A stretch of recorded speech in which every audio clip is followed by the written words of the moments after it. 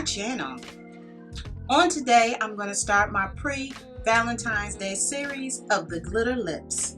So stay tuned as you watch how I do them.